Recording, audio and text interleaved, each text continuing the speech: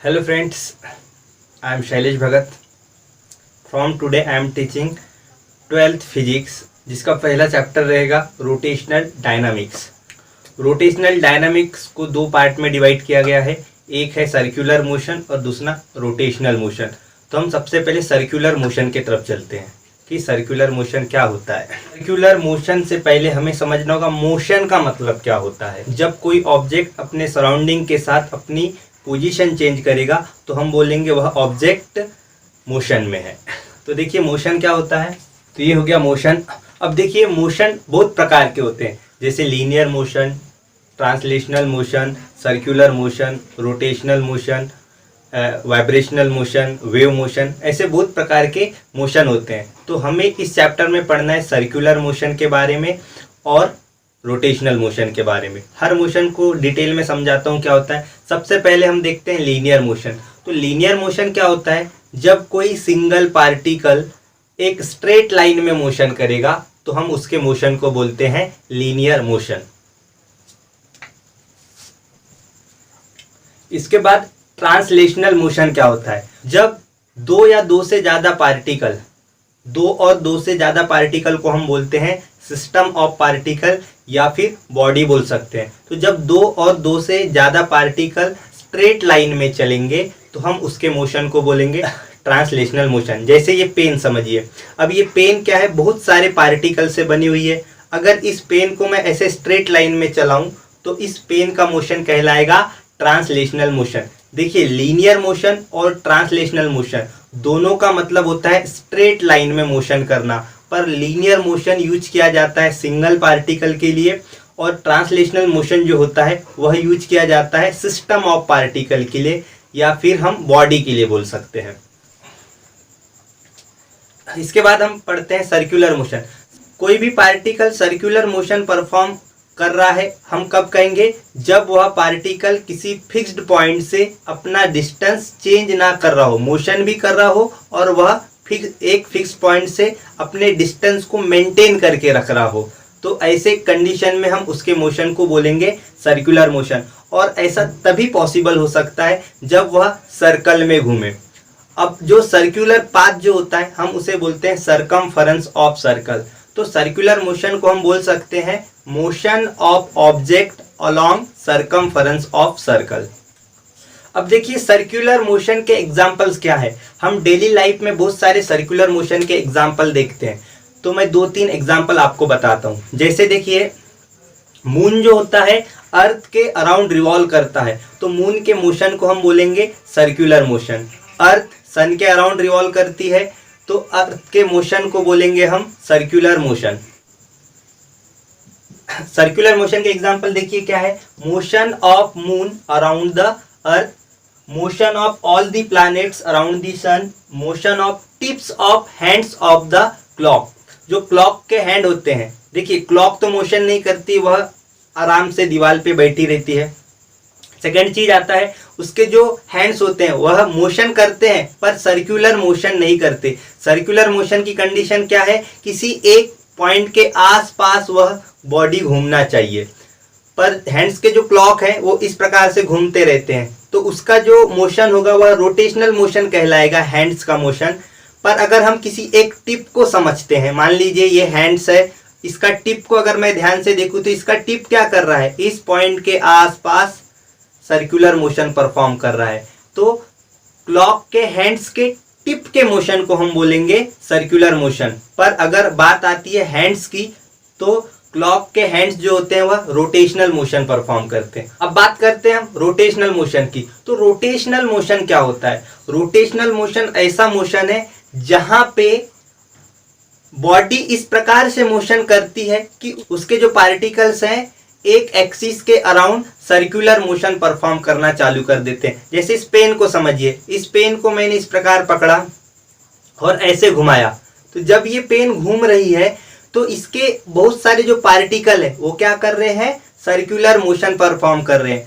और इस पेन की बात करूं तो ये पेन क्या कर रहा है, रोटेशनल मोशन परफॉर्म कर रहा है। देखिए अपनी जो अर्थ होती है वह दो प्रकार के मोशन करती है, एक तो सन के आसपास घूमती है जिसको हम बोलते हैं सर्कुलर मोशन या फिर ऑर्बिटल मोशन बोलते हैं। और साथ में अर्थ अपने एक्सिस के आसपास भी इस प्रकार से घूमती है, तो उस मोशन को हम बोलते हैं रोटेशनल मोशन। क्योंकि इस मोशन में अर्थ के जितने भी पार्टिकल हैं एक एक्सिस के आसपास सर्कुलर मोशन परफॉर्म करते हैं। तो रोटेशनल मोशन क्या होता है? ऐसा मोशन जहां पे बॉडी के सारे पार्टिकल्स किसी एक एक्सिस के अबाउट सर्कुलर मोशन परफॉर्म करे। हाँ, और एक चीज याद रखना, बॉडी के सारे पार्टिकल नहीं, क्योंकि जो पार्टिकल एक्सिस में होंगे वह मोशन परफॉर्म नहीं कर पाएंगे। जैसे समझिए, मैंने इस पेन को इस प्रकार पकड़ा और ऐसे घुमा रहा हूं, तो इस अंगुली के नीचे जो पार्टिकल है उसको तो घूमने के लिए जगह ही नहीं है। बाकी सारे पार्टिकल मोशन कर रहे हैं, सर्कुलर मोशन कर रहे हैं इस पॉइंट के आसपास, पर जो पॉइंट इस उंगली के नीचे है उसको जगह ही नहीं है मोशन करने के लिए। तो हमेशा याद रखना, सारे पार्टिकल नहीं बोल सकते हैं, तो हम ऐसा बोल सकते हैं, motion of body is said to be rotational motion if all the particles of body performing circular motion except the particle at axis of rotation। तो रोटेशनल मोशन देखिए, तो रोटेशनल मोशन का एग्जांपल क्या होगा? Motion of earth about its own axis. तो आगे बढ़ते हैं।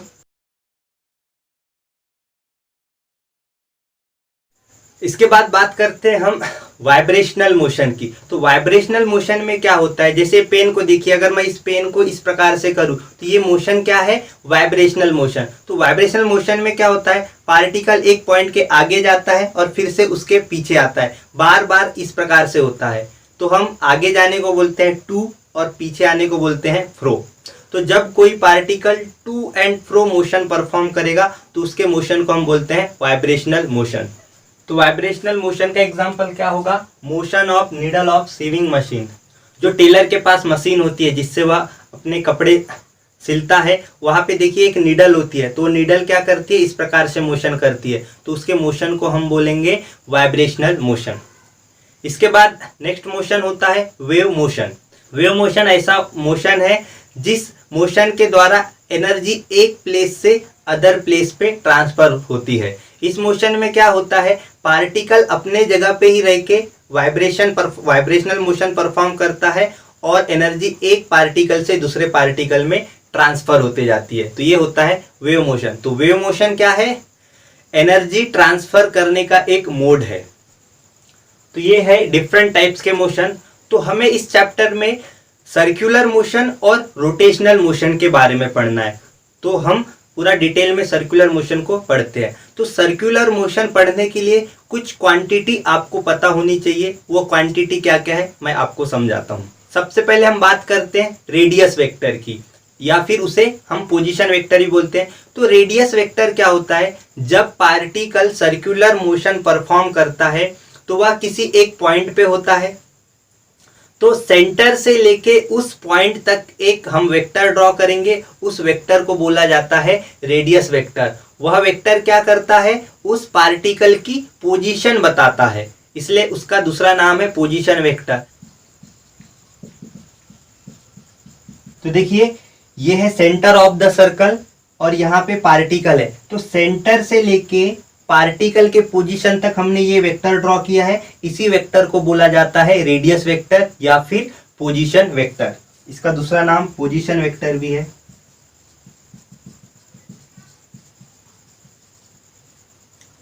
तो जैसे जैसे पार्टिकल आगे बढ़ेगा, ये जो रेडियस वेक्टर है इसकी डायरेक्शन भी चेंज होती जाएगी।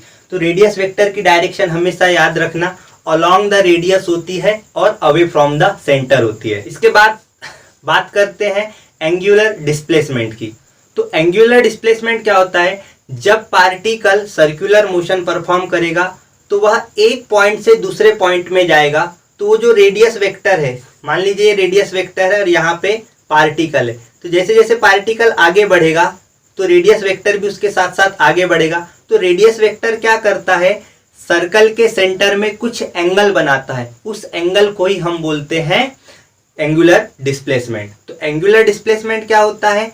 Angle described by the radius vector when particle moves from one place to another place. देखिए, मान लीजिए पहले पार्टिकल ए पॉइंट पे रहा होगा, ए पॉइंट से जब वह बी पॉइंट में जाएगा तो ये रेडियस वेक्टर भी उसके साथ साथ में चलेगा। जब ये रेडियस वेक्टर यहाँ से यहाँ पहुंच जाएगा तो सेंटर पे कुछ एंगल बनाता है, मान लीजिए वह एंगल थीटा है, तो इस एंगल को ही हम बोलते हैं एंगुलर डिस्प्लेसमेंट। अब इसका जो यूनिट होता है एसआई यूनिट, इसका यूनिट होगा रेडियन, शॉर्टकट में हम इसे रेड बोलते हैं। तो एंगुलर डिस्प्लेसमेंट को रेडियन में गिना जाता है। देखिए एंगुलर डिस्प्लेसमेंट की डायरेक्शन क्या होती है, तो एंगुलर डिस्प्लेसमेंट की जो डायरेक्शन है राइट हैंड थंब रूल से निकाली जाती है। अब राइट हैंड थंब रूल क्या होता है, तो राइट हैंड थंब रूल बोलता है कि एक्सिस ऑफ रिवॉल्यूशन, हाँ अच्छा एक्सिस ऑफ रिवॉल्यूशन क्या है हम इसको समझते हैं। मान लीजिए यहाँ पे मैंने एक सर्कल बनाया अपने हाथ पे, ठीक है, तो ये जो सर्कल रहेगा इसको हम बोलेंगे प्लेन ऑफ सर्कल। अब इसके सेंटर से एक लाइन पास होगी जो प्लेन ऑफ सर्कल को परपेंडिकुलर होगी, तो उस लाइन को हम बोलते हैं एक्सिस ऑफ रिवॉल्यूशन। फिर से समझिए एक्सिस ऑफ रिवॉल्यूशन क्या होता है, ऐसी लाइन जो सर्कल के सेंटर से पास हो और सर्कल के प्लेन को परपेंडिकुलर हो, क्योंकि और एक लाइन होती है जो सेंटर से पास होती है और प्लेन को पैरेलल होती है, जिसे हम बोलते हैं डायमीटर। ओके, जैसे देखिए ये सर्कल है, ये उसका सेंटर है, अगर लाइन ऐसे पास होगी तो इसे हम बोलते हैं डायमीटर,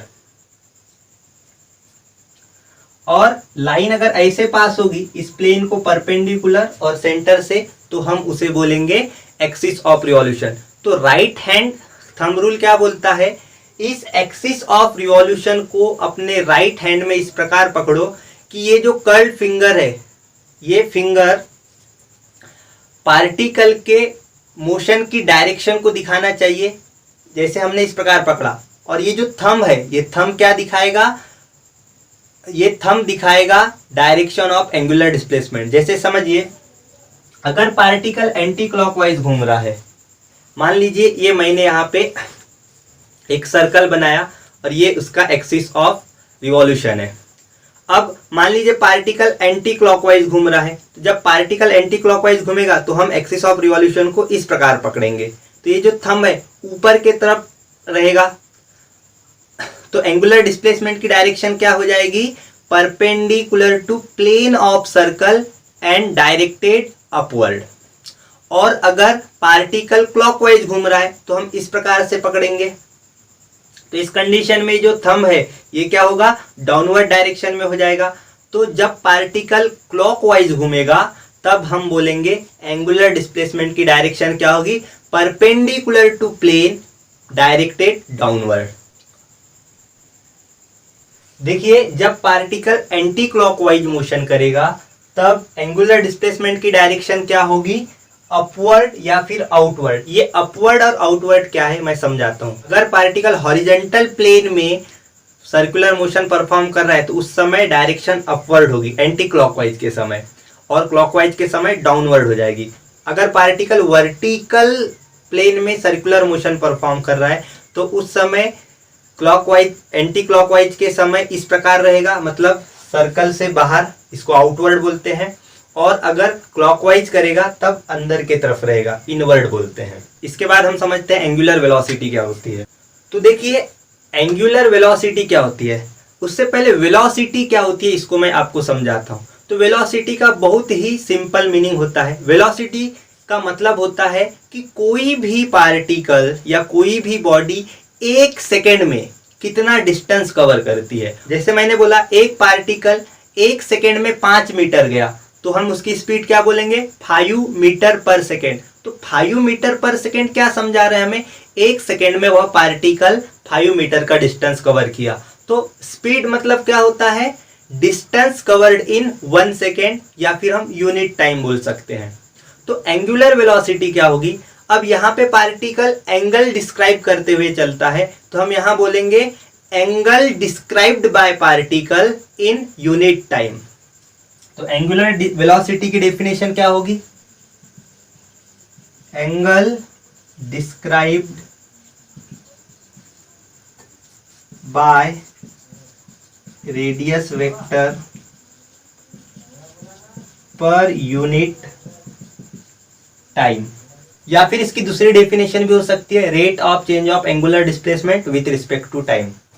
तो देखिए एंगुलर वेलोसिटी का फॉर्मूला क्या होता है। अब मान लीजिए पार्टिकल ए पॉइंट पे था और ए पॉइंट से बी पॉइंट में जाने के लिए उसे टी समय लगा होगा, तो इस टी समय में उसने एंगल बनाया थीटा।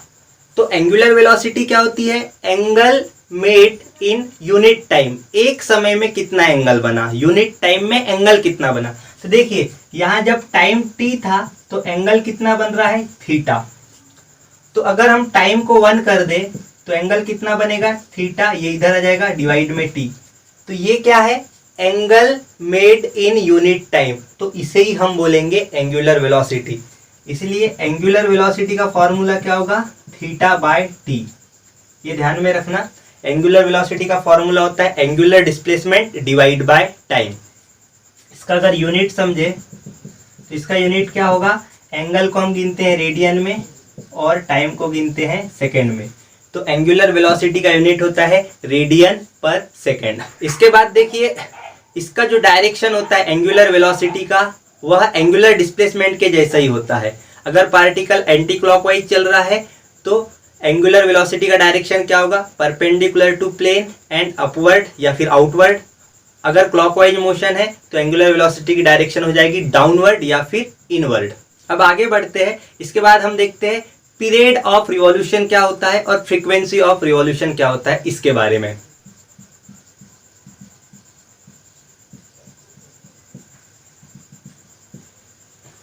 देखिए पीरियड ऑफ रिवॉल्यूशन क्या होता है, पीरियड का मतलब होता है कि किसी भी पार्टिकल को एक रिवॉल्यूशन कंप्लीट करने के लिए जो समय लगेगा, मात्र एक रिवॉल्यूशन, कोई भी पार्टिकल एक रिवॉल्यूशन कंप्लीट करने के लिए जितना भी टाइम लेता है उस टाइम को हम बोलते हैं पीरियड ऑफ रिवॉल्यूशन। तो पीरियड ऑफ रिवॉल्यूशन क्या होता है, time taken to complete one revolution.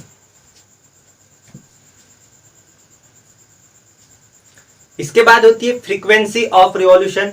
तो फ्रीक्वेंसी का मतलब क्या होता है, अगर कोई पार्टिकल सर्कुलर मोशन परफॉर्म कर रहा है तो वह एक सेकेंड में या फिर यूनिट टाइम में कितने रिवॉल्यूशन परफॉर्म कर सकता है, वह जितने रिवॉल्यूशन परफॉर्म करेगा वही उसकी फ्रीक्वेंसी होगी। तो फ्रीक्वेंसी क्या रिप्रेजेंट करती है कि कोई भी पार्टिकल एक सेकेंड में कितने रिवॉल्यूशन परफॉर्म कर रहा है। अगर मैं बोलूं कि एक पार्टिकल की फ्रीक्वेंसी है 5, तो इसका मतलब ये हुआ कि वह एक सेकेंड में 5 रिवॉल्यूशन कंप्लीट कर रहा है। अब देखिए टाइम पीरियड और फ्रीक्वेंसी में क्या रिलेशन है, इसे हम समझते हैं। अगर टाइम t है तो रिवॉल्यूशन कितने कंप्लीट होंगे, 1। t समय में एक रिवॉल्यूशन कंप्लीट होगा या फिर एक रिवॉल्यूशन कंप्लीट करने में जो समय लगता है उसे हम बोलते हैं टाइम पीरियड।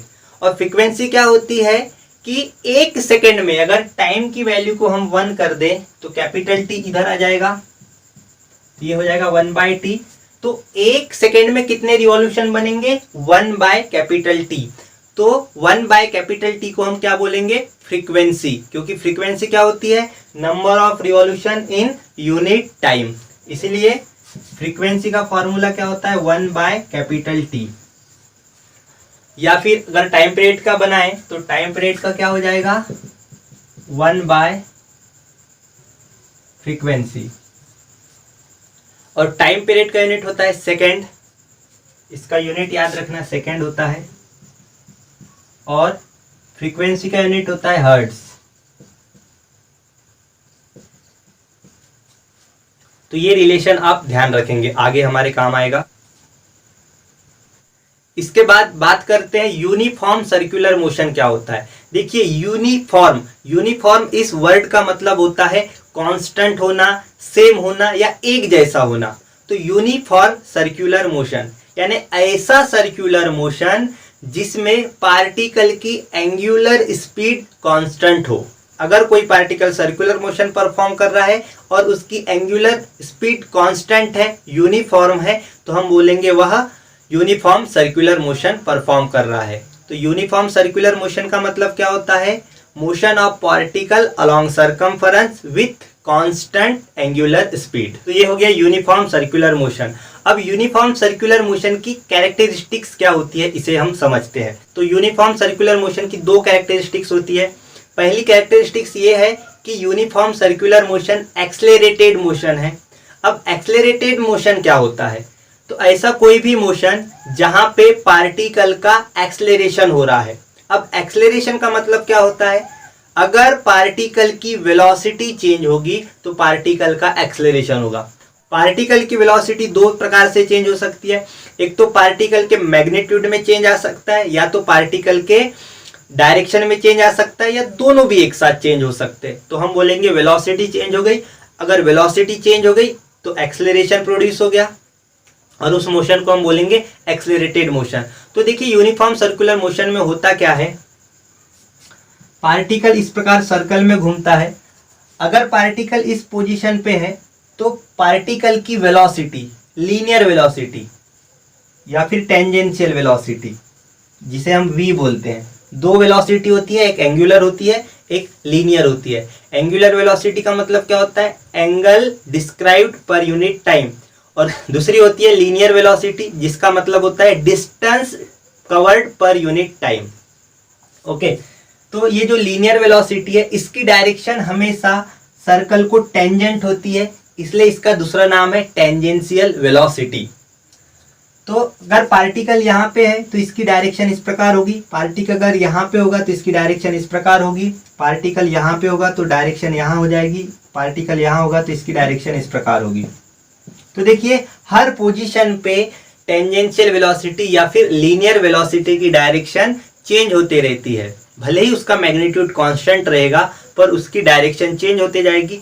डायरेक्शन भी अगर चेंज हुई तो हम सीधा बोलेंगे वेलोसिटी चेंज हो गई, इसके वजह से एक्सेलरेशन प्रोड्यूस हो गया, और यूनिफॉर्म सर्कुलर मोशन को हम बोलेंगे एक्सेलरेटेड मोशन। और दूसरी कैरेक्टरिस्टिक्स है यूसीएम, जो है पीरियोडिक मोशन है। अब पीरियोडिक मोशन क्या होता है?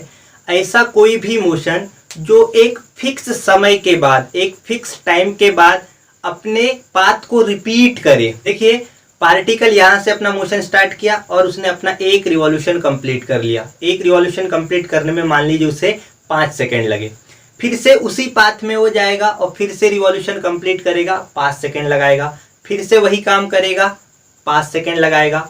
तो इस प्रकार के मोशन को हम बोलेंगे पीरियोडिक मोशन। मतलब ऐसा मोशन जिसमें पार्टिकल एक ही मोशन बार बार परफॉर्म कर रहा है और उस मोशन को परफॉर्म करने का जो टाइम है वो फिक्स है। देखिए अब हम लीनियर स्पीड और एंगुलर स्पीड के फॉर्मूले की तरफ बढ़ते हैं। लीनियर स्पीड का मतलब होता है डिस्टेंस कवर्ड बाय टाइम। अब देखिए एक रिवॉल्यूशन में डिस्टेंस कितना कवर होता है? तो एक रिवॉल्यूशन में कितना डिस्टेंस कवर होगा? सरकमफरेंस ऑफ सर्कल के बराबर, और सरकमफरेंस ऑफ सर्कल होता है 2 पाई आर। ये हो गया 2 पाई आर। और टाइम कितना लगता है? टाइम पीरियड के बराबर। तो लीनियर स्पीड का फॉर्मूला होगा 2 पाई आर बाय टी। और एक चीज देखिए 1 बाय टी यानी होता है फ्रीक्वेंसी, तो हम 1 बाय टी को हटा के यहाँ क्या लिख सकते हैं? 2 पाई आर एन। तो लीनियर स्पीड का ये फॉर्मूला आप ध्यान में रखेंगे।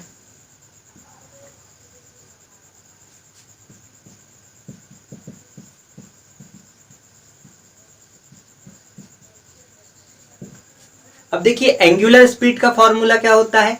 Angle described per unit time. मतलब angle described divide by time. अगर हम एक रिवॉल्यूशन की बात करें तो एक रिवॉल्यूशन में एंगल कितना बनेगा? 360 डिग्री, जिसे हम रेडियन में 2 पाई लिखते हैं। और टाइम कितना लेगा? टाइम पीरियड के बराबर कैपिटल टी। ये हो गया एंगुलर स्पीड का फॉर्मूला। और 1 बाय टी मतलब होता है फ्रीक्वेंसी, तो हम इसे लिख सकते हैं 2 पाई एन। तो ये हो गया एंगुलर स्पीड का फॉर्मूला। अब देखिए ये दोनों फॉर्मूले से हम लीनियर स्पीड और एंगुलर स्पीड में रिलेशन बना सकते हैं। देखिए कैसे बनेगा। देखिए लीनियर स्पीड का फॉर्मूला क्या होता है? 2 pi r by capital T. v is equals to, हम इसे ऐसे लिख सकते हैं r into 2 pi by T. तो v क्या हो जाएगा? r। 2π/t मतलब होता है ओमेगा, तो ये हो जाएगा ओमेगा। तो लीनियर स्पीड का फॉर्मूला क्या होगा, r इंटू एंगुलर स्पीड, और यहाँ से अगर हम एंगुलर स्पीड निकालें तो एंगुलर स्पीड क्या हो जाएगा, linear speed divide by r। तो ये रिलेशन आपको ध्यान में रखना है। तो फ्रेंड्स आज के लिए इतना ही, बाकी का हम कल देखेंगे। अगर आपको ये वीडियो पसंद आया हो तो इस वीडियो को लाइक करें, कमेंट करें। अगर किसी भी चीज़ में आपको डाउट आता है तो कमेंट बॉक्स में मुझे बताएं।